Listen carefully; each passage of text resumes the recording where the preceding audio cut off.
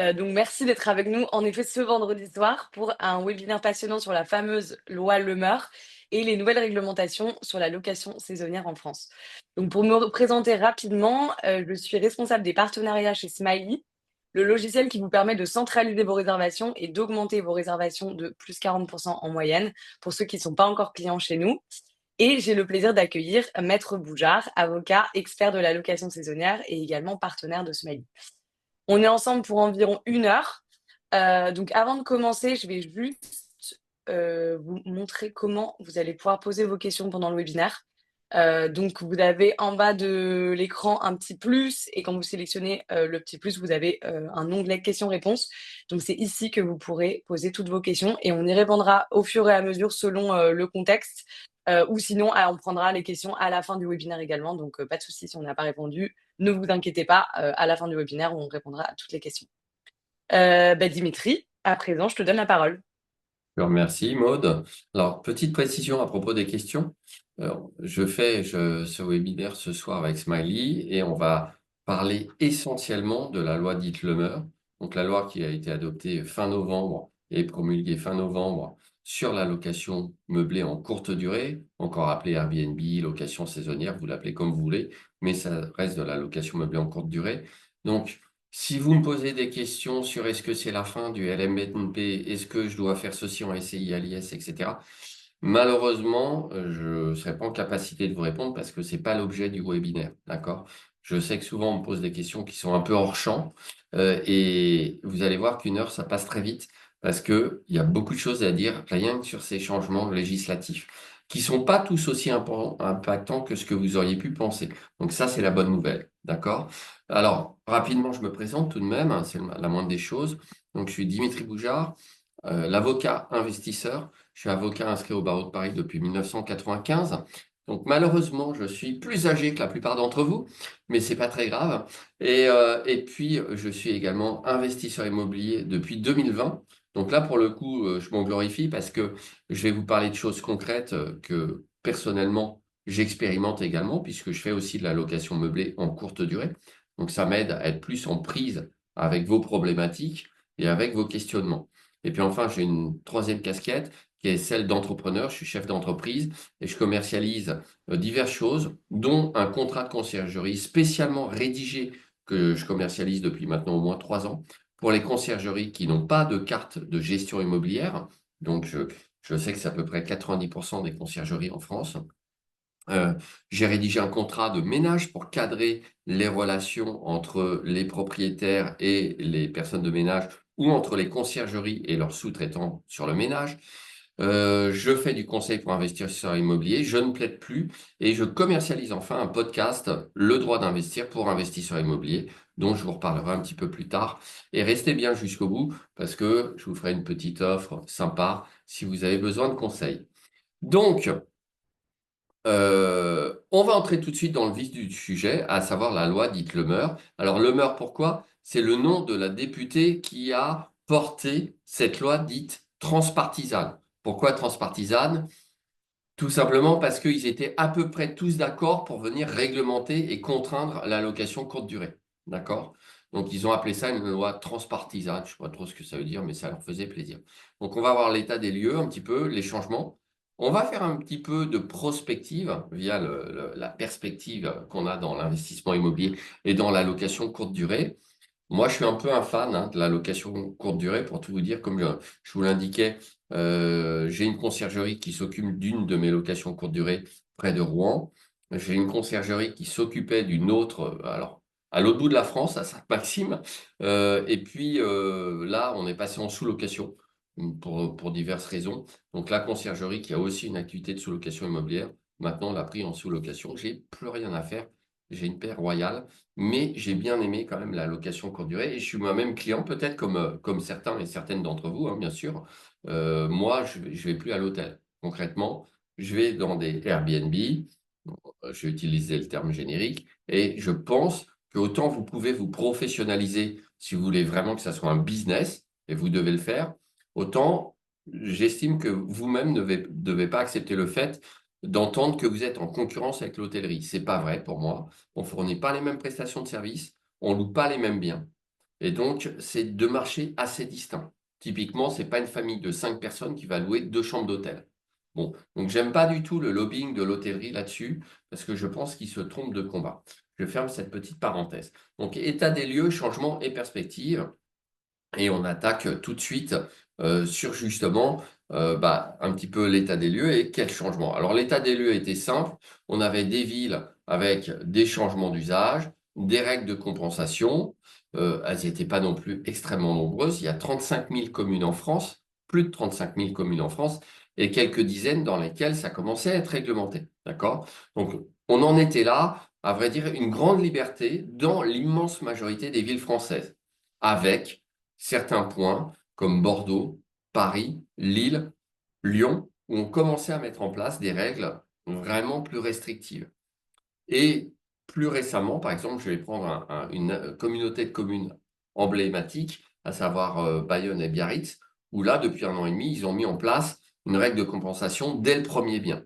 Donc, ça avait tendance un petit peu à s'étendre, mais ils ont considéré que, en l'état actuel des choses, les communes n'avaient pas assez d'outils juridiques à leur portée pour pouvoir faire les choses correctement et réduire le nombre de locations courte durée, puisque c'est l'objectif de la loi Le Meur, hein. L'objectif, c'est de décourager, en quelque sorte, les investisseurs immobiliers de louer en courte durée dans l'espoir que les biens vont revenir sur le marché locatif classique.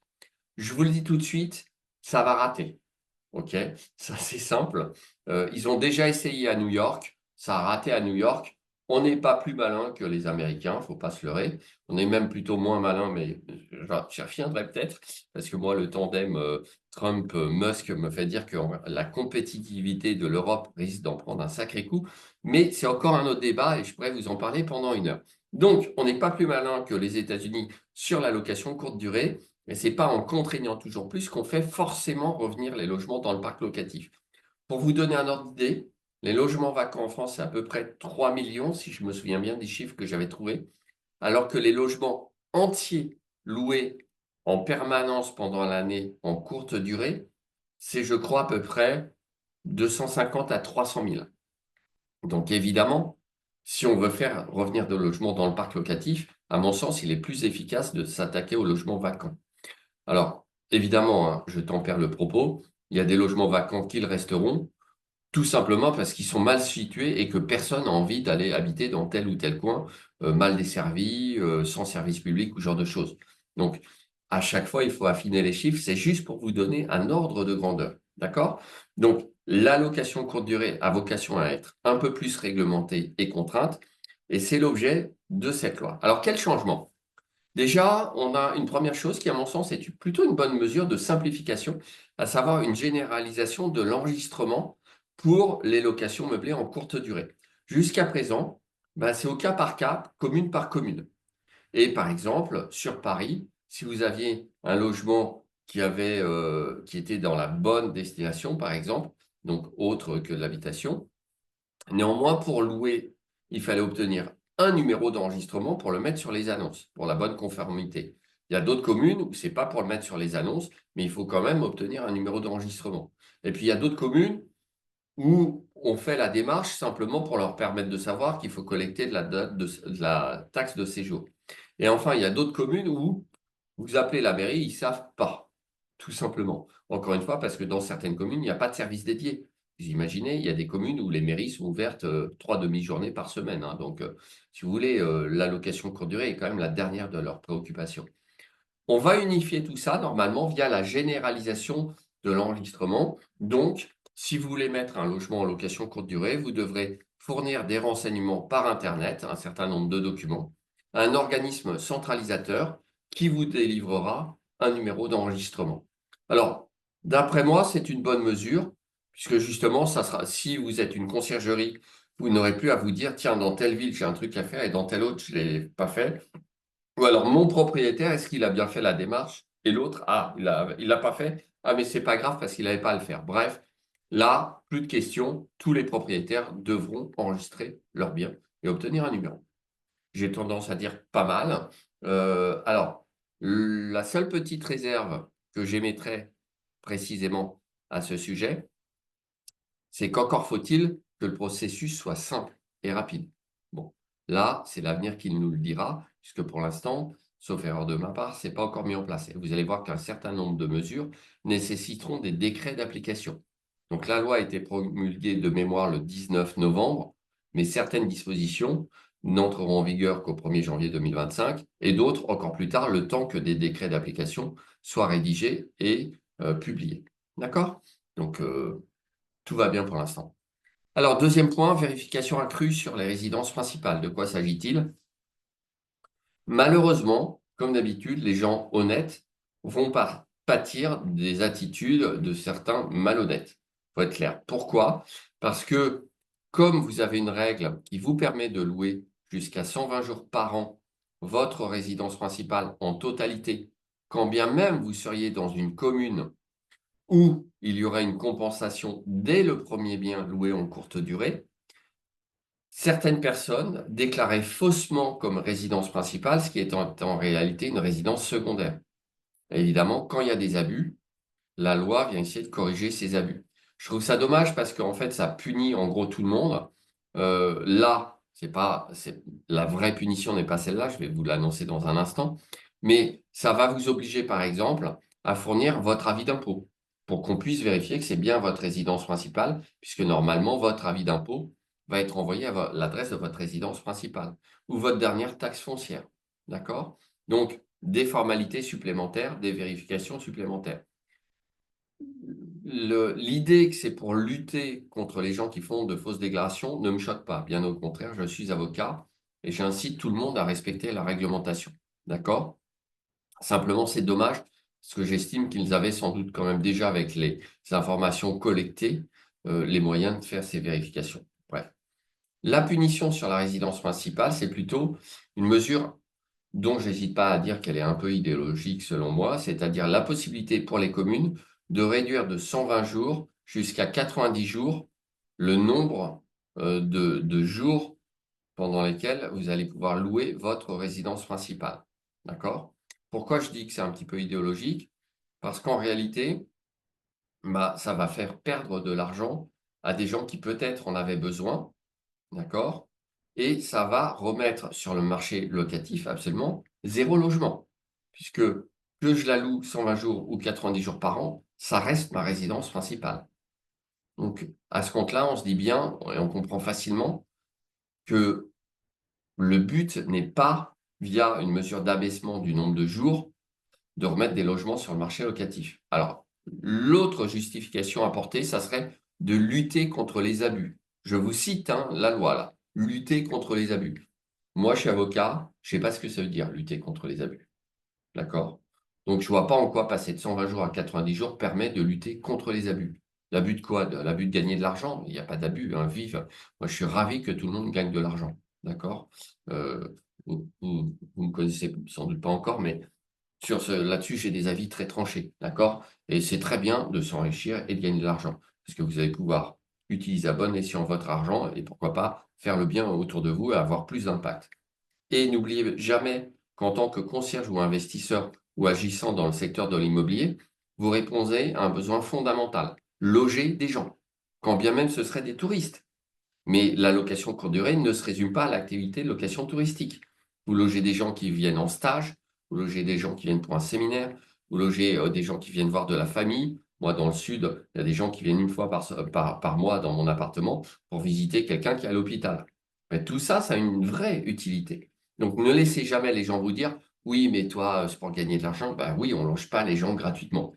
Moi, je ne fais rien de gratuit. D'accord? Il faut être clair. Là-dessus, je suis tout à fait honnête. Par exemple, en tant qu'avocat, je n'ai pas de rendez-vous gratuit.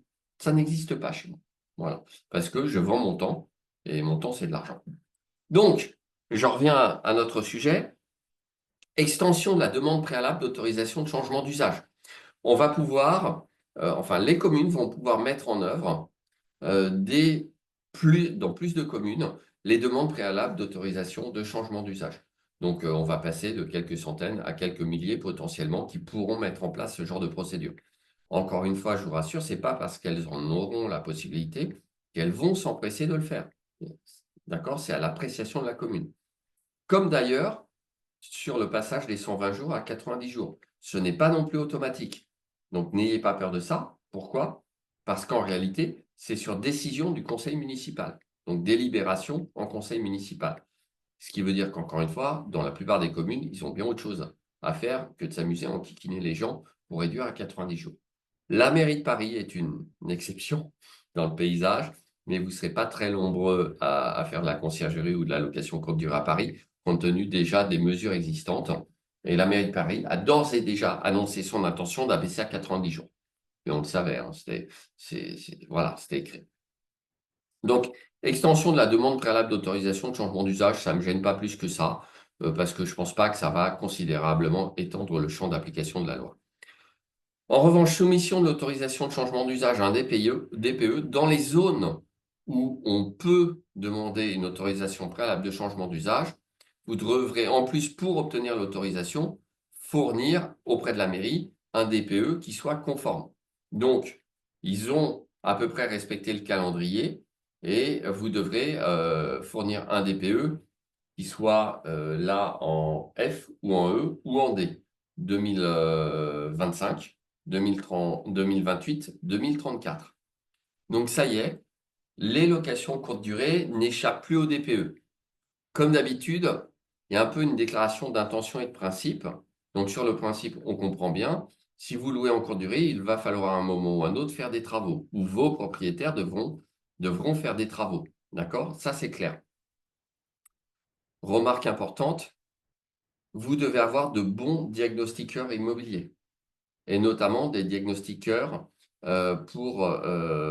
des diagnostiqueurs qui vous préconisent des travaux, par exemple, ou un DPE projeté. D'accord? Donc ça, c'est très important. Ne ratez pas le coche. Si vous avez un appartement en travaux, profitez-en pour faire ça correctement. Alors, le calendrier, je vois qu'il y a des questions sur l'application du calendrier. Je pense que oui, comme ce n'est pas des locations longue durée à l'année et qu'on change souvent de locataire, notamment sur ce qui serait des passoires énergétiques G, on va rapidement avoir possiblement des interdictions. Cela dit, c'est aux communes de réclamer le DPE. Donc là encore, il va y avoir une période de latence et ce n'est pas au 1er janvier 2025 qu'un logement qui est loué en courte durée va ne plus pouvoir être loué en pratique. Il va falloir se conformer à la loi, mais il y a plein d'exceptions, prévues ou non. Imaginons, je vous donne un exemple concret sur ces questions d'application de la loi dans le temps. Vous aviez prévu de faire des travaux, mais vous êtes en copropriété. Votre propriétaire est en copropriété. Il a dit, moi, je veux faire des travaux, et la copropriété dit, non, c'est trop cher, on ne vote pas les travaux. Ah, zut, comment on fait? Parce qu'il y a les travaux intérieurs, mais parfois les travaux d'aménagement intérieur ne vont pas suffire à vous faire avoir un bon DPE. Eh bien là, la loi prévoit que si on est en mesure de prouver qu'on a fait tout ce qu'il fallait, qu'on a mis en œuvre les mesures nécessaires, qu'on est allé au bout, mais qu'il y a une impossibilité qui n'est pas de notre fait, on pourra quand même louer.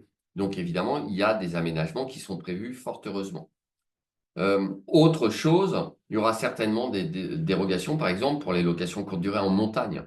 Comme vous le savez certainement, en montagne, ce n'est pas sur des barres d'immeubles de 1970 qu'on va avoir des super DPE. Et là, déjà, le monde de la montagne commence à s'émouvoir de cette loi. Évidemment, je ne sais pas s'il n'y a pas d'exception, ils vont se retrouver avec un parc locatif inlouable en grande partie.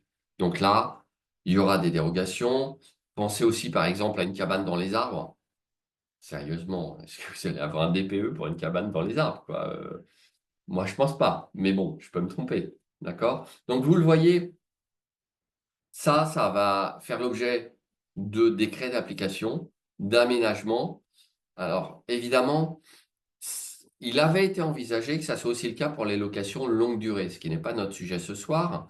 Mais la censure du gouvernement qui a eu pour résultante d'envoyer tout simplement à la poubelle la loi de finances et les innombrables amendements qui existaient, a en quelque sorte reporté tout ça à des discussions ultérieures, notamment fiscalement, mais il y avait aussi des petites conséquences et d'autres amendements. Donc, on peut être à peu près sûr que dans les mois qui viennent, il y aura de nouveau sans doute des dispositions législatives pour venir préciser tout ça. Est-ce que les décrets d'application suffiront? Personnellement, je n'en suis pas certain. Je pense que ça va être trop complexe et qu'ils vont voir surgir au fur et à mesure de nouvelles problématiques qu'ils n'avaient pas du tout envisagé quand ils ont voulu mettre en œuvre ces mesures. Pourquoi? Il y a quelque chose que j'ai constaté avec mon expérience d'investisseur immobilier et d'avocat dans ce domaine, qui est ce que j'appelle les effets de bord. Malheureusement, alors, oui, sur les bâtisses historiques, il y a déjà des dérogations, d'accord? Donc, il faut pas, il y a les inscriptions aux monuments historiques, il y a des bâtisses historiques, et dans certains cas, il n'y a pas de DPE, mais là, je ne peux pas rentrer non plus à fond dans le détail, puis je ne connais pas par cœur tous les textes de loi sur ce genre de dispositions spécifiques. Mais c'est pour ça que je vous dis, là, je vous donne les grandes lignes pour que vous soyez un peu rassurés et que vous constatiez que ce n'est pas la fin du monde non plus, d'accord? Mais ensuite, on va devoir faire un suivi des mesures pratiques. Moi, je suis abonné à de nombreuses revues professionnelles qui me permettent justement de faire ce suivi et de répondre ensuite à des problématiques spécifiques. Mais là, on est quand même peut-être quelques dizaines de connectés. Et donc, je ne pourrais pas traiter le sujet particulier de chacun, même si je m'efforcerais de répondre aux questions qui sont plus génériques.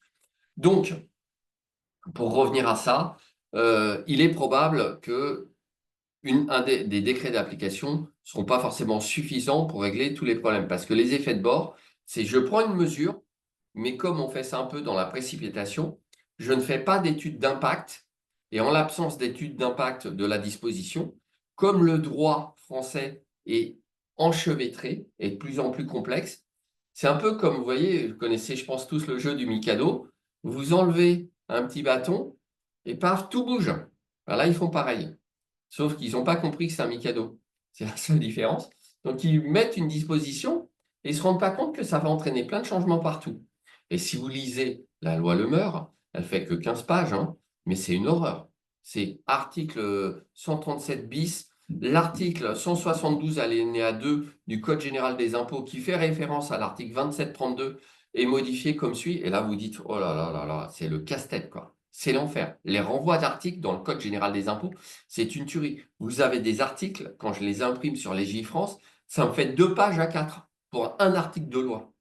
Truc de fou, quoi. À part ceux qui les rédigent, parfois je me demande qui lit ces trucs-là.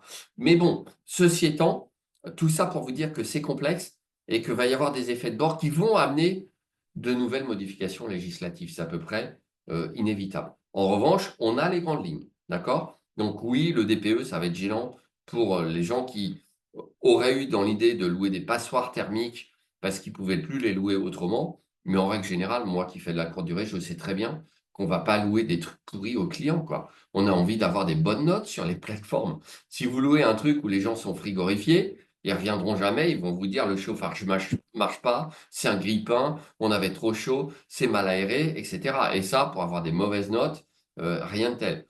Donc, contrairement à beaucoup de gens, moi, je suis persuadé que déjà, à l'heure où je vous parle, il y a beaucoup de locations courte durée qui répondent aux normes énergétiques. Là où on a des vraies problématiques, c'est sur les outils de calcul du DPE, parce qu'ils ne sont pas adaptés et ils sont généralisés pour toute la France. Du coup, on a des petites surfaces sous les combles ou en rez-de-chaussée qui sont très mal notées et qui sont quasiment inaméliorables, si j'ose dire, et on va avoir des préconisations farfelues. Mais ça, c'est le logiciel qui oblige à les faire. Mon diagnostiqueur récemment m'a dit, Dimitri, regarde sur l'appartement où on est là, je suis obligé de préconiser une PAC alors qu'on ne peut pas mettre de PAC chez toi, c'est l'évidence. Et on ne va pas l'installer en façade dans la cour, quoi. Jamais ça marchera. On est en région parisienne. Mais le logiciel dit, voilà, il y a telle préconisation obligatoire.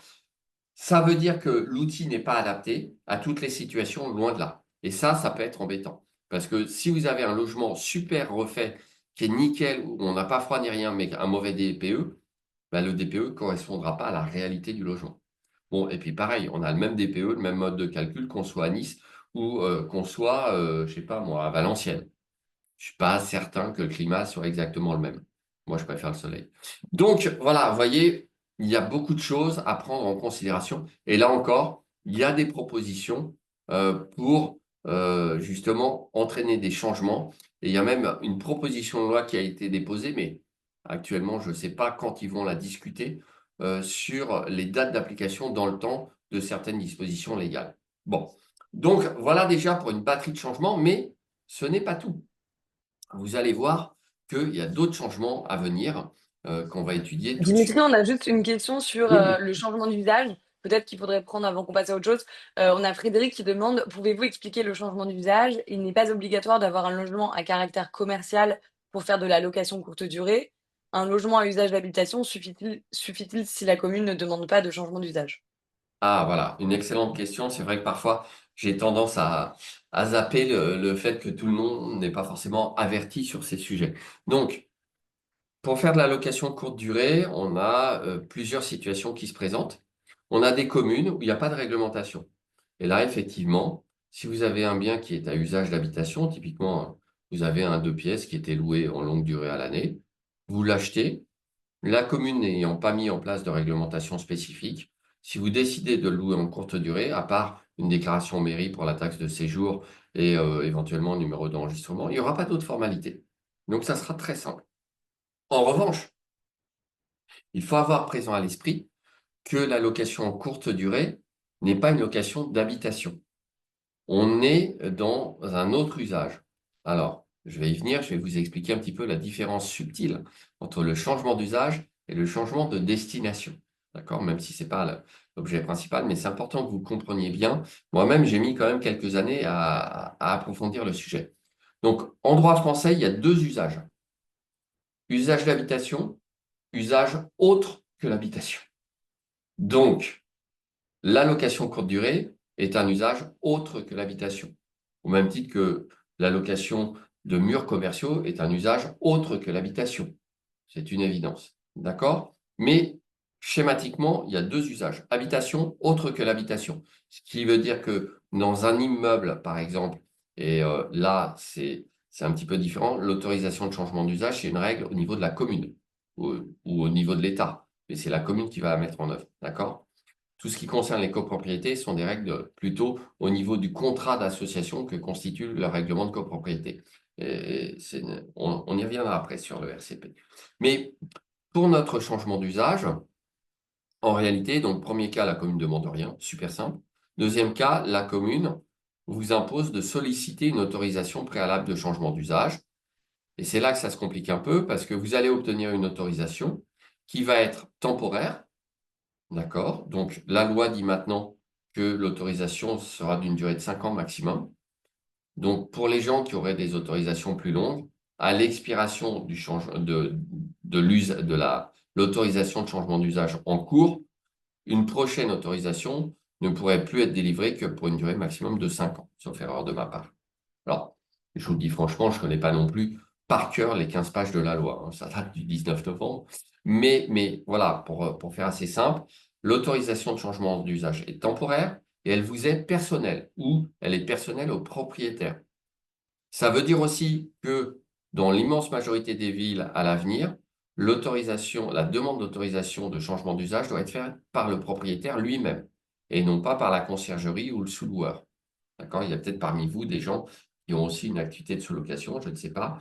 Donc, voilà, jusqu'à présent, dans certaines villes, ce n'était pas nécessairement le propriétaire qui faisait la demande préalable de changement d'autorisation de changement d'usage. Maintenant, je recommande que ce soit le propriétaire. Alors, vous allez voir que c'est particulièrement important pour les conciergeries. Parce que si c'est mal fait, ça peut potentiellement avoir des conséquences préjudiciables pour la conciergerie maintenant. Et vous allez comprendre ça dans un instant. Donc, changement d'usage, temporaire, personnel, donc attaché à la personne du propriétaire. Ce qui veut dire aussi que si le propriétaire revend son bien, le nouvel acquéreur devra faire une demande d'autorisation de changement d'usage. Il faudra recommencer le process. D'accord? Ça veut dire aussi que si un de vos propriétaires a une autorisation de changement d'usage dans une commune et arrive au bout de la période d'autorisation de changement d'usage, et qu'il n'y a pas de possibilité de prorogation, c'est fini. Ce n'est pas en revendant le logement, en rachetant un nouveau, qu'il pourra repartir sur 5 ans. Ça ne fonctionne pas comme ça. Elle est personnelle et une fois qu'on a épuisé son temps, c'est fini. D'accord? Alors ça, je l'ai appris il y a 1 an à peu près avec un ami qui s'occupe des changements d'usage sur Nice. D'accord? Donc, très, très intéressant de s'intéresser à ces sujets. Maintenant, différence majeure avec le changement de destination. Le changement de destination, est une démarche d'urbanisme. D'accord? Donc, le changement de destination est régi par le code de l'urbanisme. alors que le changement d'usage est régi par le code de la construction et l'habitation. Vous voyez, déjà, on n'a plus les mêmes codes. Ensuite, le changement de destination a un caractère permanent. Là, c'est le bingo, d'accord? Parce que ça veut dire que si vous faites les démarches, alors sous réserve de l'étude du plan local d'urbanisme, du respect des règles en vigueur dans la commune, etc., etc. Mais si vous obtenez un changement de destination et que vous revendez le bien, vous le revendez à un nouvel acheteur qui lui-même aura la possibilité de faire la location courte durée. Ah, ça change tout. Parce que si le nombre de courtes durées est restreint dans la commune, il n'y aura pas de nouveaux entrants, mais vous pourrez revendre un bien sur lequel on peut continuer à faire de la location courte durée. Là, c'est de la stratégie d'investissement immobilier cette fois-ci. Et possiblement, dans les communes où le changement de destination serait soumis à une règle de compensation, donc par exemple l'achat de droits de commercialité, très rapidement, c'est simple. Vous avez un gros opérateur qui rachète un ancien hôtel et qui le transforme en habitation. Bah, par exemple, à Nice, ça lui génère des droits de commercialité qui va revendre via un opérateur à quelqu'un qui lui achète un studio pour faire de la location meublée en courte durée. Donc on switch l'usage d'habitation. On vient dans un usage autre que l'habitation. Bien, il y a une société qui fait le lien entre les deux et bah, l'opérateur, lui, vend ses droits de commercialité. Alors, je crois qu'à Lyon, maintenant, on est à 700 € du mètre carré hein, pour les droits de commercialité. Par contre, une fois qu'on a fait ça, le changement est définitif. Donc, c'est ce que je vous indiquais. Vous allez pouvoir potentiellement exploiter sans limite de durée et même revendre avec la possibilité de louer en courte durée. Et là où je voulais en venir, c'est que les droits de commercialité, ils vont s'épuiser au fil du temps. Parce que les ressources pour générer du droit de commercialité, en rachetant des hangars, des hôtels, des activités industrielles, bref, tout ce qui n'est pas de l'habitation pour transformer en habitation, bah, dans une commune, à un moment ou à un autre, ça s'épuise. Et donc, ça veut dire qu'à terme, par exemple dans une ville comme Nice, si vous avez des changements de destination, au fur et à mesure que ceux qui n'avaient que des changements d'usage vont être empêchés de continuer parce qu'ils ont épuisé leur durée et que les droits de commercialité vont se raréfier, bah, tous ceux qui auront un changement de destination vont se retrouver assis sur des petites cash machines, littéralement. Parce qu'il y aura beaucoup moins de concurrence, il va y avoir un effet d'entonnoir. Vous voyez, il faut réfléchir à tout ça. Alors, c'est moins de la conciergerie, mais c'est plutôt de la stratégie d'investissement immobilier. Ça, c'est très, très important. Donc, vous le voyez, les demandes préalables d'autorisation de changement d'usage doivent s'envisager en même temps que les demandes éventuellement de changement de destination. Par contre, c'est plus facile d'obtenir une autorisation de changement d'usage qu'une autorisation de changement de destination. D'accord? Et dans certaines communes, on vous demande juste de faire la démarche, mais on ne vous dira pas de vous plier un droit de compensation.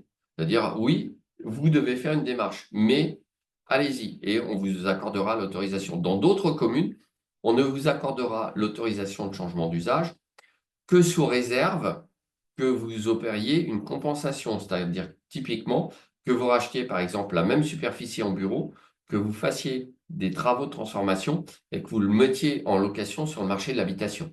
C'est ce qui se passe maintenant à Bayonne et Biarritz et les 23 communes de la communauté d'agglomération depuis 1 an et demi. Résultat, en 1 an et demi, je crois qu'ils ont eu 2 nouvelles demandes de changement d'usage. Ben oui, parce qu'évidemment, le but de ça, c'est de tuer la rentabilité de l'opération de location en courte durée. Moi, si j'achète un studio, mais que je dois acheter en même temps un bureau et le transformer en habitation pour le louer dans un mode de location qui n'est pas rentable, ben, j'y vais pas, évidemment. D'accord? Donc, on n'interdit pas, mais on ruine la renta. Ce qui revient à une interdiction qui ne dit pas son nom, mais je ne suis pas sûr qu'une interdiction pure et dure serait légale en France. Voilà, donc ça, c'est pour les précisions sur l'autorisation de changement d'usage. J'espère que c'est un petit peu plus clair pour vous. Est-ce qu'il y avait une autre question sur ces points, Maude? Je regarde, on avait, non, sur les bâtis historiques, c'est bon, tu avais répondu. On avait une question sur si le changement d'usage est déjà effectué, y a-t-il besoin de fournir le DPE obligatoirement? Ah, ça, c'est une bonne question à laquelle je n'ai pas de réponse. Mais encore une fois, je reviens à ce que je vous disais. Vous n'avez pas à fournir le DPE tant que la commune ne vous le réclame pas. Donc, je suis tenté de dire, prenez vos responsabilités, mais si la commune ne vous le réclame pas, bah voilà, attendez qu'elle vous le réclame. Vous ne serez pas en infraction tant qu'elle ne vous le réclame pas. Et vous avez un délai de réponse, d'accord? Par contre, au-delà du délai de réponse, la commune pourrait prononcer une amende administrative avec éventuellement une astreinte. OK? Donc, à partir du moment où la commune le demande, il faut le faire réaliser. Et s'il y a une problématique de mauvais DPE, il faudra réaliser des travaux pour revenir dans les clous. Mais ça, c'est vraiment de la pratique. D'accord? Inutile de forcément anticiper tous les problèmes, hein, sinon on ne s'en sort plus. Il y a des problèmes qui ne surviendront jamais, parce qu'il y a des communes qui ne demanderont jamais le DPE. OK. Autre question ou on passe à la slide suivante? C'est bon, je pense qu'on peut passer à la slide suivante. Alors, par contre, le changement d'usage de l'allocation courte durée à longue durée se fait facilement? Oui, ça c'est là aussi une bonne nouvelle. Si votre location courte durée, un jour ou l'autre, n'est plus rentable, je n'ai jamais eu connaissance qu'une commune vous refuse de repasser en habitation. Clairement, puisque c'est le but affiché de cette loi. Donc, moi, j'ai pas de difficulté avec ça. Voilà, allez, donc avançons, parce que je parle trop et qu'on a encore pas mal de choses à voir. Donc, d'autres changements juridiques. On arrive sur le règlement de copro, le changement de la règle de majorité en copropriété. Et oui, et oui. Alors, vous le constaterez dans votre vie d'entrepreneur, l'État est mauvais joueur. Quand vous avez trop raison, l'État change la règle du jeu. Ah oui, il est plus fort que vous. Donc c'est ce qui se passe avec les copropriétés. Je vous explique. Jusqu'à présent, je faisais partie des avocats qui disaient, si la copropriété veut voter en assemblée générale une mesure pour vous interdire ou vous empêcher de faire de la location courte durée, cette interdiction devra être votée à l'unanimité. Et oui, article 26 de la loi, les dispositions qui restreignent le droit de propriété ou de jouissance des copropriétaires doivent être votées à l'unanimité. Et donc, il y a eu ces derniers temps pas mal de jurisprudence sur le sujet. Je m'en suis fait l'écho notamment sur ma chaîne YouTube L'Avocat Investisseur et sur mes posts sur les réseaux sociaux où je disais, ah, une fois de plus, le tribunal a bien raisonné et a annulé la disposition votée à la majorité alors qu'elle aurait dû être à l'unanimité. Eh bien, que fait l'État? Il dit, ah ben on va changer cette règle, et maintenant l'interdiction pourra être faite à une règle de majorité. Mauvais joueur. D'accord? Bon, alors, c'est le principe. La bonne nouvelle, c'est que ça ne s'appliquera pas partout, que dans l'immense majorité des copros, si vous faites les choses correctement, notamment en qualité de conciergerie, que vous avez un vrai service, que les clients n'ont pas à sonner à trois portes avant de trouver le logement où ils sont censés aller, que vous répondez pour les guider, que vous les informez sur les nuisances sonores, que pourquoi pas vous avez un boîtier à l'intérieur qui peut vous prévenir. Bref, si vous êtes proactif et que, par exemple, vous avez de la communication avec d'autres occupants de la copropriété, vous n'aurez pas de difficulté. Personne ne songera à vous interdire de faire de la location courte durée. Donc maintenant, vous ne pouvez plus vous contenter un peu du service minimum. Vous devez être vraiment des acteurs et vous devez aller dialoguer pour prévenir les problèmes. Ça veut dire que, comme je le disais, dans la grande majorité des copropriétés, il n'y aura pas de difficulté. Par contre, quand vous avez des grincheux, qui sont grincheux pour diverses raisons qui leur sont propres, vous allez potentiellement vous heurter à cette difficulté. Cette mesure de majorité ne sera pas applicable dans les immeubles où il y a déjà des lots commerciaux. Donc ça, c'est une bonne nouvelle. Si vous avez un immeuble avec des locaux commerciaux en pied d'immeuble, pour moi, on restera sur l'unanimité parce que l'immeuble n'est pas usage exclusif d'habitation. Donc, très concrètement, cette règle va concerner des immeubles où, par exemple, il y a un usage mixte, habitation et profession libérale. Jusqu'à présent, on avait un arrêt de la Cour de cassation de 2011 qui était plutôt favorable à la location courte durée. Ça va peut-être être un peu plus difficile et à n'en pas douter, il y a des syndics de copropriété qui vont revenir à la charge là-dessus. D'accord? Et d'ailleurs, zut, la vidéo va être sur YouTube, donc je n'aurais pas dû en parler. Bon, c'est pas grave. Je ne veux pas donner de mauvaises idées quand même. Donc voilà, c'est pas non plus un bouleversement majeur et de toute façon, il va se passer quand même quelques mois, voire quelques années avant que ça revienne sur le tapis. D'accord? Mais jusqu'à présent, dans l'immense majorité des cas, c'est unanimité, sinon vous ne pouvez pas changer. Évidemment, si vous êtes copropriétaire, il faut assister aux assemblées générales pour voter contre. D'accord? Je rappelle les bases, mais si vous n'y allez pas et que vous oubliez de voter contre, alors que vous êtes copropriétaire, c'est dommage. Parce que vous avez en quelque sorte un droit de veto si c'est à l'unanimité. à moins que ça soit encore plus pervers et que vous votiez contre vous. Mais là c'est de la schizophrénie, ça relève plus de mon domaine d'expertise. Donc, attestation sur l'honneur que le changement d'usage est conforme au règlement de copro. Alors ça, c'est une petite mesure, je vous la mets parce que je trouve ça assez rigolo. Moi-même, je fais des consultations juridiques de 5 à 6 pages sur les règlements de copro.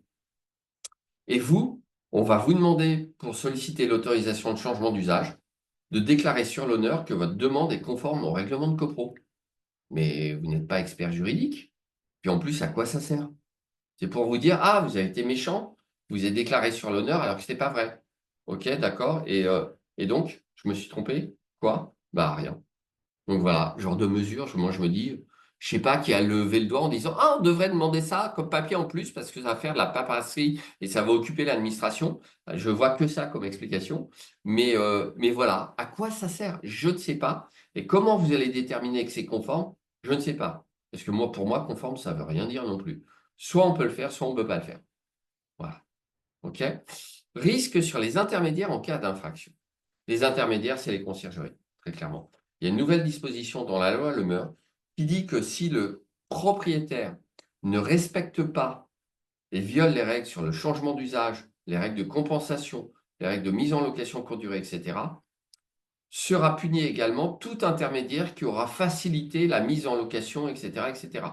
Une conciergerie qui fournit des activités de prestation de services ou une agence immobilière avec une carte G qui est le mandataire, carrément le représentant, pourra potentiellement être poursuivi comme ayant aidé à la commission de l'infraction. Et la peine d'amende peut aller jusqu'à 100 000 euros. Donc, je vous invite vraiment à checker auprès des propriétaires si vous êtes une conciergerie ou une agence immobilière, à checker et à avoir la preuve qu'il a bien fait sa demande d'autorisation de changement d'usage s'il y a lieu. D'accord? Euh, Imaginons qu'il ait oublié. Il est de bonne foi, mais tiens, elle a expiré. Ben, si la demande a expiré parce qu'il avait eu pour 1 an renouvelable, il sera hors la loi. Et si ça s'envenime, ben, vous-même, vous pourrez être dans le pétrin. D'accord? Donc ça, c'est une disposition très importante et nouvelle de la loi Le Meur. Le risque sur les conciergeries. Autre mesure, vous voyez, il y en a quand même pas mal. Possibilité de délimiter des zones exclusives pour l'ARP. Alors ça, là, moi, je dois dire que je n'ai pas compris vraiment ce qu'ils veulent faire.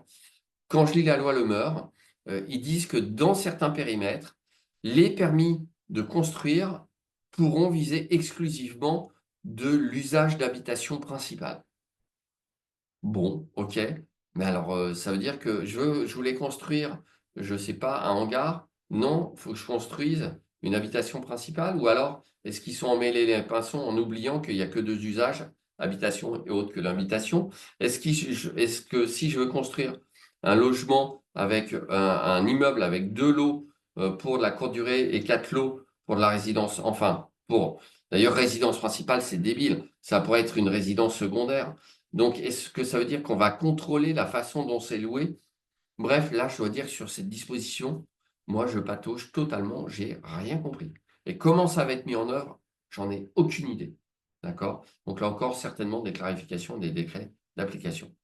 Voilà, quand même, vous voyez qu'il y a pas mal de changements juridiques, mais qui finalement, bah là, c'est pour l'avenir, hein. Possibilité de délimiter des zones exclusives. À mon avis, c'est dans les zones tendues où il n'y a pas de foncier disponible qu'ils vont essayer de le faire. Alors, par contre, ce n'est pas la loi Le Meur, mais sachez que d'ores et déjà, il y a des constructeurs d'immeubles qui incluent dans les règlements de copro des nouvelles constructions des dispositions anti-Airbnb. Donc, si vos clients vous-même achetez dans du neuf, en vous disant ça va être top à l'endroit où c'est, je vais le louer en courte durée, vous serez peut-être directement avec un RCP qui interdira la location courte durée. Je sais que ça se fait près de Disney. D'accord? Donc attention aux zones, très très important. Et toutes ces réglementations peuvent encore évoluer.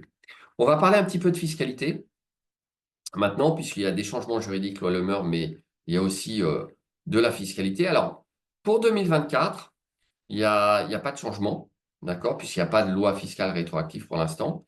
Et on était sur le micro-BIC. Là, je vais parler du micro-BIC, puisque sur tout ce qui est régime du réel, c'était dans la loi fiscale qui est partie à la poubelle. Donc, pour l'instant, pas de changement sur le réel. OK? Alors, meublé de tourisme non classé, Ça, c'est les dispositions votées l'an dernier pour 2024, abattement de 30% et seuil 23 000. Meublé de tourisme classé, abattement 50%, seuil 77 700. Chambre d'hôte, abattement de 71%, seuil plus important, et jusqu'à 92% dans les zones non tendues pour les chambres d'hôtes, etc. Et enfin, location meublée longue durée, abattement de 50%, seuil 77 700. Donc ça, c'est la fiscalité applicable en 2024.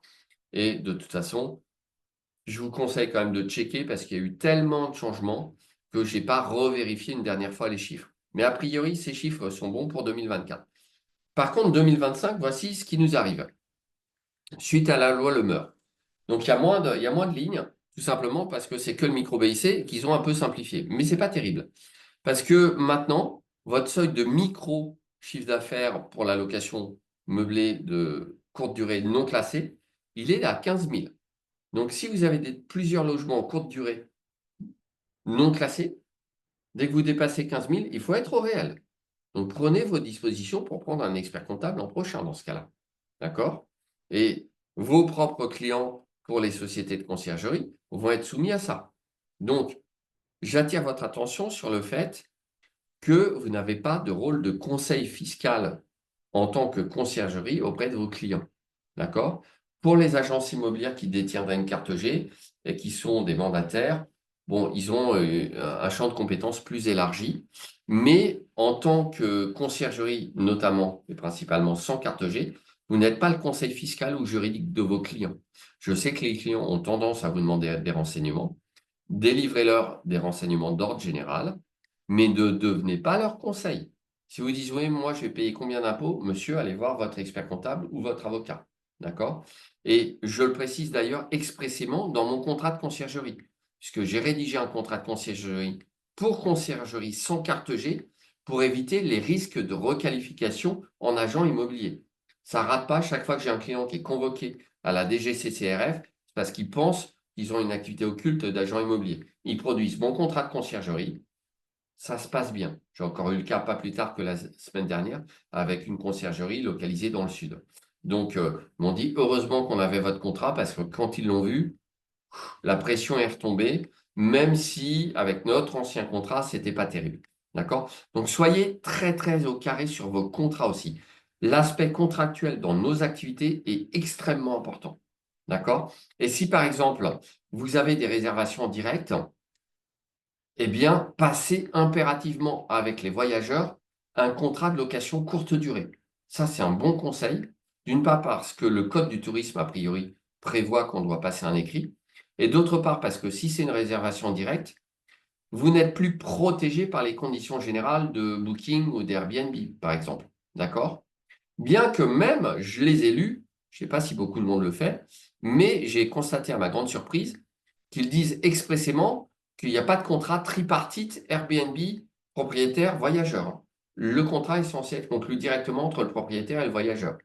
Autant vous dire que ça, c'est pas hyper rassurant. D'accord? Moi, je vous invite à, dans la mesure du possible, je sais qu'il y a des intégrateurs, peut-être que Smiley propose la fonctionnalité, je ne sais pas, mais de passer littéralement un contrat en bonne et due forme entre les voyageurs et l'hôte. Donc, c'est un sujet à creuser, mais pour les réservations directes, c'est indispensable. Faites-le. Faites un DocuSign, vous l'envoyez au propriétaire, vous l'envoyez au voyageur et c'est résolu. Mais au moins, vous avez un écrit. Ça vous évitera d'avoir des gens qui restent et qui disent ensuite, ah, mais je reste parce que c'était pas une location courte durée. Comment vous avez prouvé que c'était une location courte durée s'il n'y avait pas de contrat? Embêtant. Donc, deuxième chiffre, meublé de tourisme classé, abattement de 50%, seuil 77 700 euros. Donc là, vous serez toujours en micro-BIC si vous avez des meublés de tourisme classés. Par contre, on a des problématiques sur les gîtes et chambres d'hôtes parce qu'apparemment, ils ont oublié de traiter le sujet. Donc, zut, comment ça va se passer? Ben là encore, il va falloir des clarifications de la loi. Et puis, enfin, location meublée longue durée, inchangée par rapport à 2025. Pour tout ce qui est régime du réel, je ne vous en parle pas, puisque le régime du réel, c'est celui des BIC. Et à part la particularité de l'URSSAF au-delà de 23 000 euros en location meublée courte durée, qui oblige à s'immatriculer auprès de l'URSSAF, on n'a pas de changement à l'heure où je vous parle sur le régime fiscal du meublé au réel, c'est-à-dire des BIC au réel. D'accord? Donc voilà pour la fiscalité. Alors, quelle est la différence entre un gîte et un meublé de tourisme? C'est l'inscription et un classement, le fait d'être répertorié de mémoire justement sur le site, je ne sais plus comment il s'appelle, vous savez, avec le sigle, les étoiles, les gîtes et chambres d'hôtes, le réseau, c'est à la campagne. Voilà, merci. Excellent. Voilà les réponses. Merci pour vos réponses parce que j'avais perdu la terminologie.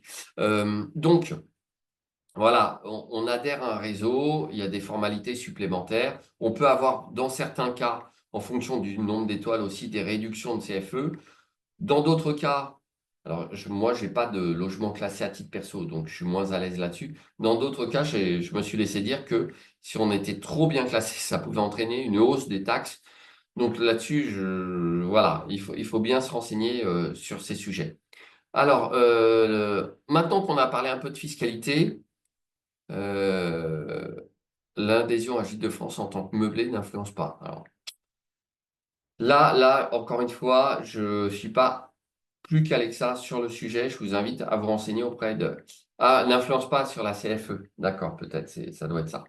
Euh, oui, taxe de séjour plus chère avec plus d'étoiles. Voilà, il y avait un truc avec la taxe de séjour, puisqu'on est taxé de partout.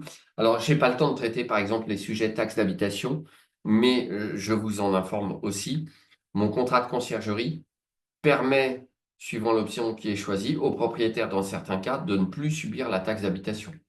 Donc ça, c'est quand même un atout quand vous faites des démarches commerciales, de pouvoir dire, si vous renoncez expressément, conformément au contrat, etc., à occuper le logement, normalement, vous n'aurez pas payé la taxe d'habitation. Et ce, même si vous n'êtes pas une agence immobilière, ça fonctionne. D'accord? C'est la même chose pour mes contrats de sous-location. Donc faites bien attention à ça, vous pouvez avoir des avantages concurrentiels par rapport à vos clients en utilisant les bonnes formules. Économiser 700 € de taxe d'habitation, ça fera toujours plaisir à votre propriétaire, moi je vous le dis. Et vous allez pouvoir closer le contrat. Ok, alors on va peut-être passer un peu à la slide suivante, parce que je vois que le temps passe. Donc, problématique LMNP vers LMP, elle reste inchangée à l'heure où je vous parle, d'accord? N'oubliez simplement pas qu'en location courte durée, vous pouvez être assujetti à l'URSSAF en étant LMNP. En effet, le montant de vos revenus d'activité professionnelle du foyer fiscal peut être supérieur au montant de vos revenus meublés. Je vais dire n'importe quoi, 60 000 € de salaire dans un couple, 40 000 € de revenus locatifs meublés en courte durée. Mais comme c'est de la courte durée et que ça dépasse 23 000, vous devrez quand même vous immatriculer auprès de l'URSSAF pour payer des charges sociales.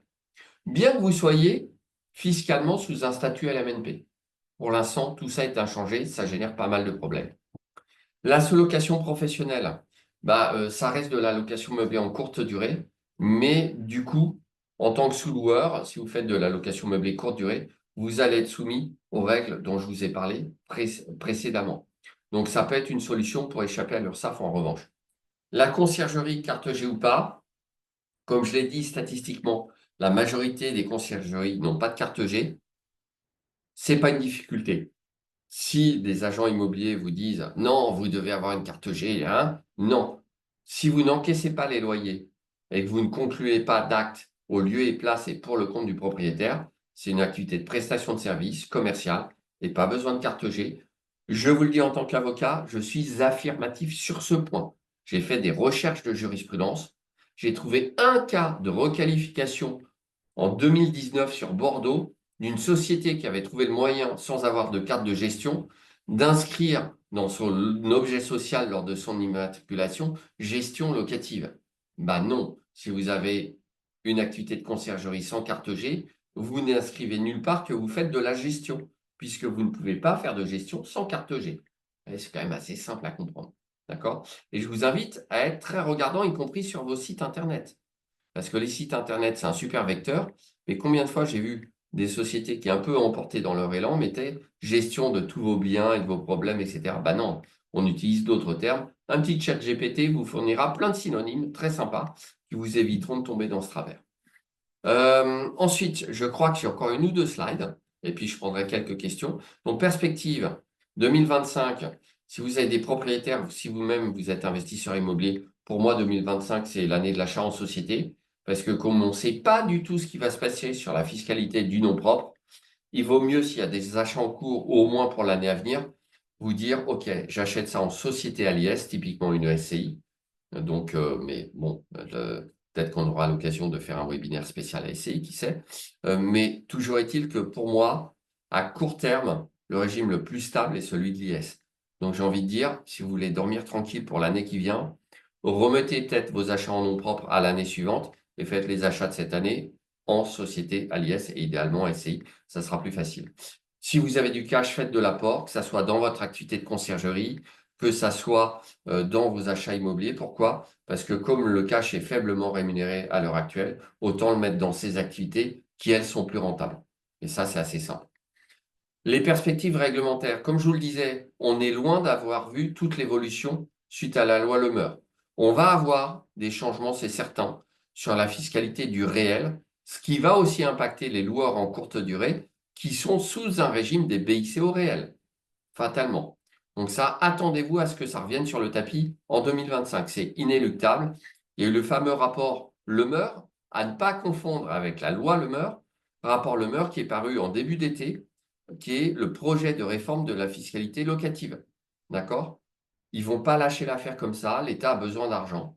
Donc, ils vont revenir pour imposer plus durement le meublé et ils ne feront pas de distinction entre le meublé de longue durée et le meublé courte durée, à mon avis.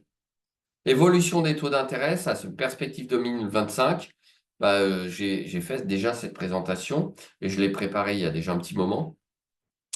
Et en fait, l'évolution est bonne puisque si vous suivez un peu l'actualité, la BCE a baissé ses taux directeurs de 0,25 points hier, ce qui vraisemblablement entraînera de nouveau une détente des taux d'intérêt pour les investisseurs immobiliers. D'accord? Les perspectives, à mon avis, pour 2025 sont contrastées parce que comme l'économie ne va pas super bien, comment est-ce qu'on relance l'économie, à votre avis? En baissant les taux d'intérêt. Ils n'ont plus que ça comme arme. D'accord? Et quand il y a trop d'inflation, ils remontent les taux d'intérêt. Donc, c'est un mouvement de balancier. Le seul bémol que je pourrais apporter à mon analyse sur l'évolution des taux d'intérêt, c'est quand même l'incertitude économique et gouvernementale. Si jamais ça déstabilisait trop l'économie, peut-être que ça entraînerait une remontée des taux d'intérêt. Pour l'instant, il ne vous aura pas échappé non plus qu'on navigue à vue sans gouvernement depuis maintenant quelques temps. Et finalement, on est tous là, on continue tous à faire de la location courte durée, à faire des webinaires, à gagner de l'argent, à partir en vacances et à vivre. D'accord? Donc moi, les Cassandres qui disaient ça va être horrible, mon Dieu, surtout ne votez pas la censure, etc. J'ai envie de dire, bon, je sais pas du tout, je ne prends pas parti tel ou tel, on s'en fiche, mais j'ai envie de dire que pour le bien-être de nos enfants, il était temps que le jeu s'arrête. Parce que les sites gouvernementaux mettaient quand même noir sur blanc sur Internet comment l'État français rembourse-t-il sa dette. Pour rembourser sa dette, l'État emprunte sur les marchés financiers. Et là, je me dis, ah ouais, ok, demain, je vais aller voir mon banquier, je vais dire, monsieur le banquier, j'arrive plus à vous rembourser, mais faites-moi un prêt, comme ça, je pourrais vous rembourser. À votre avis, que va vous répondre le banquier? Je ne suis pas sûr qu'il accueille la nouvelle avec un grand sourire. D'accord? Quand c'est l'État, eux, ils l'écrivent noir sur blanc sur Internet, ça ne les gêne pas. De toute façon, l'État ne paye pas, hein, c'est le contribuable qui rembourse. D'accord? N'oubliez pas que l'État a 0 €. Il n'a que notre argent, c'est-à-dire le vôtre, le mien, celui du contribuable. Et pour les personnes qui se diraient, moi, je ne paye pas d'hier, c'est pas grave, vous payez des taxes sur les clopes, sur vos jeans, sur l'essence, sur l'électricité. Bref, l'argent de l'État vient exclusivement des entreprises et des particuliers. Donc, il était temps qu'on arrête de faire n'importe quoi au niveau de la dette. Donc, on peut espérer, moi je suis résolument optimiste, que justement, le tourisme, c'est comme le tourisme. Est-ce que vous vous souvenez du Covid et du monde d'après? Plus personne prendra l'avion, on ne voyagera plus du tout autant, etc. Qu'est-ce que j'entendais hier? Les aéroports sont saturés, on ne peut plus acheter d'avion parce qu'il n'y en a plus à vendre. Et le tourisme n'a jamais été aussi florissant. Je veux dire, dans le genre, ouais, moi je suis un super prévisionniste, le monde d'après c'est autrement. Ouais, comme d'habitude, n'importe quoi.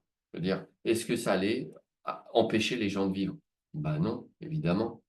Donc, moi je vous dis, tout va bien globalement. On va continuer nos activités d'investissement, de location. Le tourisme reste l'une des principales sources de devises en France. Donc, avant qu'on vienne sabrer le tourisme, il va encore se passer quelques années, moi je vous le dis. D'accord? Slide suivante, Maud, je crois qu'on arrive à la fin, me semble-t-il. Ah ben voilà, Donc, bon, ça, c'est moi depuis que j'ai maigri. Oui, il ne faut pas utiliser le mot gestion ni locataire, plutôt voyageur dans la communication. C'est vrai, oui, il y a aussi le mot voyageur qu'on peut utiliser à la place de locataire. Donc, vous avez ici tous mes contacts. Vous avez compris que c'est un de mes domaines d'expertise privilégiés, tout ce qui est courte durée. Côté réglementaire, je fais plus de contentieux. J'ai des confrères qui adorent aller plaider, qui sont plutôt bons là-dessus. Moi, ça m'enquiquine, j'ai plus le temps d'aller traîner des heures au tribunal, ça m'amuse plus. Et donc, je préfère faire du réglementaire et aider mes clients à investir ou mes sous-loueurs à créer du business, de l'activité, etc. Donc, vous pouvez me retrouver à mon adresse de contact, contact@cabinet-boujard.com. Vous me retrouvez facilement sur le réseau en me googlisant. Vous en profiterez pour aller voir mes notes, d'accord? Et ce soir, je vous fais une offre exceptionnelle puisque j'ai un podcast pour investisseurs, sous-loueurs, pros de l'IMO, concierges, bref, un podcast hebdomadaire d'actualité juridique et fiscale immobilière. C'est une fois par semaine, d'accord? C'est couplé à des contenus additionnels comme 2 heures de coaching commun en live avec moi, avec mes autres abonnés de la communauté du droit d'investir. Il n'y a pas de durée d'engagement. Vous pouvez vous abonner à mon podcast que vous ne trouverez ni sur Spotify ni sur Deezer parce que c'est hébergé chez Learnybox. Donc, c'est un podcast sur abonnement payant. Je vous le dis tout net. D'accord? Ça coûte 47 euros. Donc, si vous décidez de nous rejoindre et de bénéficier de toutes les archives, des 2 heures de coaching commun, des analyses de ville faites par quand même quelqu'un qui a un peu d'expérience, j'affiche complet, ça vous dit quelque chose aussi? Bah, j'affiche complet, moi, je les adore. Je travaille avec eux, je connais bien Elise, c'est une copine. Donc, chaque mois, et j'ai quelques épisodes de retard, mais elle me fournit une analyse de ville que je vous mets à disposition dans le droit d'investir. Il y a encore d'autres briques, mes partenaires privilégiés, etc. Et ce soir, si vous décidez de vous abonner, de nous rejoindre, même pour un mois, vous voyez, moi je ne suis pas exigeant, je sais tellement que ce que je vous propose est génial que vous abonnez pour un mois, je vous offre 30 minutes de rendez-vous pour parler de votre stratégie conciergerie, sous-location, investissement immobilier, sachant que mon heure de rendez-vous, vous pouvez aller voir mon site internet, est à 420 euros de l'heure. Donc, je vous offre 210 euros juste pour vous abonner un mois et tester mon produit. Ça vous coûtera 47 euros TTC. Donc, si vous êtes assujetti à la TVA, c'est encore moins. Après, chacun agit en son âme et conscience. Moi, j'adore ce que je fais. Vous l'avez compris. Je suis comme vous, un professionnel de l'immobilier pour les conciergeries, les agences IMO. Je suis investisseur IMO et croyez-moi, faites le test, vous n'allez pas le regretter. Voilà. Est-ce qu'on a encore quelques questions, Maude, puisque je suis toujours trop bavard, mais comme tous les avocats après tout. Bah, non, mais c'est bien. Non, c'est bon, je crois qu'on avait répondu à peu près à toutes les questions, mais s'il y a des dernières questions, on peut prendre une petite minute en plus, si vous mettez dans le chat ou si vous voulez ouvrir votre micro, directement pour poser une question. Alors, n'hésitez pas, Allez-y. hein, si vous souscrivez à l'offre, vous m'envoyez un mail à contact@cabinet-boujard.com en disant j'ai été au webinaire de Smiley, que j'ai beaucoup apprécié d'ailleurs, et du coup, j'ai souscrit au podcast et je souhaite bénéficier du rendez-vous de 30 minutes offert gracieusement. Voilà. Une dernière question. Ce vendredi soir, je sais que je vous ai tenu jusqu'à un vendredi soir. Bah, écoutez, Audrey, merci. Moi, j'étais ravi. Je suis toujours ravi de vous apporter des éclairages. Et vous le voyez, en fait, si vous traînez sur Internet, qu'est-ce qui va se passer? Vous allez voir des vidéos anxiogènes avec des titres, des fusées, des explosions. C'est la fin du NB, c'est la fin du LMNP, etc. Et en réalité, qu'est-ce qu'on va faire une fois de plus? On va s'adapter. On est malin. D'accord? Donc, adaptez-vous. Tenez-vous au courant, d'accord? Ça, c'est essentiel. Alors moi, c'est plus facile, c'est-à-dire que c'est mon métier. Donc tous les jours, je regarde ce qui se passe, je reçois des alertes de mes outils pro et ça me permet de vous restituer tout ça dans un langage qui, je l'espère, vous est parfaitement compréhensible. Voilà. Et d'ailleurs, Dimitri, je me demandais une question à ce sujet, tu vois, tu parlais du fait que, il y a pas mal enfin, plusieurs des réglementations qui vont être, déterminées par les communes. Comment, on est au courant de ce genre de décision? Enfin, comment, je me dis, en tant que conciergerie, on peut avoir l'information de sa commune? En vous rapprochant de la commune, c'est du cas par cas. Il n'y a pas d'organisme OK. centralisateur. Et par exemple, j'ai des communes où le changement d'usage pourrait être rendu obligatoire depuis longtemps, dans le 93, et où pourtant certains clients m'ont dit, non, dans cette commune, j'ai dû demander un tampon parce qu'ils ne l'ont pas mis en application, mais je voulais me prémunir. Et donc, ils ont dû insister. OK. J'ai contacté une autre commune du 93 pour demander s'il y avait des règles La personne m'a répondu texto, ça va vous faire rire, c'est pour terminer sur une note un peu légère. Je lui dis, est-ce qu'il y a une règle sur la location courte durée? Elle me dit, c'est pour faire du R&B, c'est ça? Elle a cru que je voulais jouer de la musique, quoi. J'étais mort de rire. Elle m'a renvoyé vers la communauté de communes parce que j'ai bien compris qu'il pédalait complètement dans la semoule. Elle m'a même dit, à un moment, j'entends qu'il essaye péniblement de chercher le numéro de téléphone, puis je l'entends qui dit merde, pardon, excusez-moi. Donc, vous voyez un peu, le niveau est inégal suivant les communes. D'accord? C'était nature, c'était sympathique, mais j'ai bien compris que si on me disait faire du R&B, c'était pas vraiment au point sur la réglementation. Donc, c'est commune par commune, très clairement. Ok, ok, ok. Top. Bah, je pense qu'on Voilà. est bon, on n'a pas d'autres questions. Ah, attends, je regarde juste question. Ah si, dernière question de Frédéric. Cela fait 5 ans que j'exploite un bien, un LCD dans une commune. J'ai bien un numéro d'enregistrement auprès de cette commune, mais à aucun moment ils ne m'ont demandé un changement d'usage. C'est grave, docteur. Non, c'est pas grave, ça veut certainement dire que la commune n'a pas mis en place de réglementation sur le sujet. Et pour ça, vous commencez d'abord par aller scruter le site de la commune, ça vous donnera en général les indications, puisque ne vous inquiétez pas que celles qui mettent en place ce genre de réglementation, elles le mettent bien en évidence sur leur site internet. Parce qu'en fait, c'est souvent un moyen de contenter les électeurs, de mettre en place une réglementation anti-Airbnb. Je ne dis pas que Airbnb ne contribue pas à la raréfaction de l'offre locative. Je ne dis pas ça, soyons clairs. Je dis juste que ce n'est pas le principal facteur.